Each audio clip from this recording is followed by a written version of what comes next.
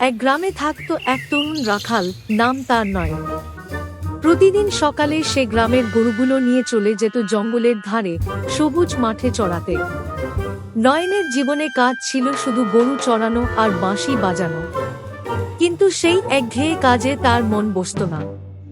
একদিন সে ভাবল, কিছু একটা মজার কাণ্ড না করলে এই কাজ করতে করতে পাগল হয়ে যাবে। তখনই তার মাথায় এক দুষ্টু বুদ্ধি এলো। সে জোরে চিৎকার শুরু করলো, বাঘ, বাঘ এসেছে, বাঁচাও, বাঘ গরু খেয়ে ফেলবে। গ্রামের লোকজন চমকে উঠে হাতের কাছে যা পেয়েছে তা নিয়ে দৌড়ে চলে এলো। তারা দম ফেলে বলল, কোথায় বাঘ? নয়ন হেসে বলল, হা হা, মজা করলাম, শুধু একটু খেলা করলাম তোমাদের সঙ্গে। লোকজন রাগে গজগজ করতে করতে ফিরে গেল। কিন্তু নয়নের খুব মজা লাগলো।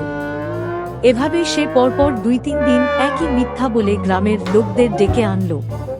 প্রতিবারই সবাই ক্ষেপে গেল এবং বলল, এই ছেলে একটা মিথ্যাবাদী, আমরা আর আসব না ঘি।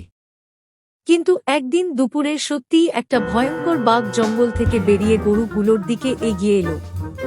নয়ন ভয় পেয়ে চিৎকার করে উঠল, বাঘ, বাঘ সত্যিই এসেছে, এবার সত্যি বলছি, কেউ বাঁচাও। কিন্তু কেউ আর তার কথায় কান দিল না। নয়ন ছুটে গেল গ্রামে, হাত জোর করে বলল, ভাই, বিশ্বাস করুন, এবার সত্যিই বাঘ এসেছে। কেউ বলল, তুমি তো সবসময় মিথ্যা বলো, আজও মজা করছো। ততক্ষণে বাঘ একটা গরু মেরে ফেলে চলে গেছে। নয়নের চোখে জল এলো। সেদিন সে বুঝতে পারল মিথ্যা বলার ফল কত ভয়ঙ্কর হতে পারে। সে নিজের ভুল বুঝতে পারল এবং প্রতিজ্ঞা করল, আর কখনো মিথ্যা বলবো না।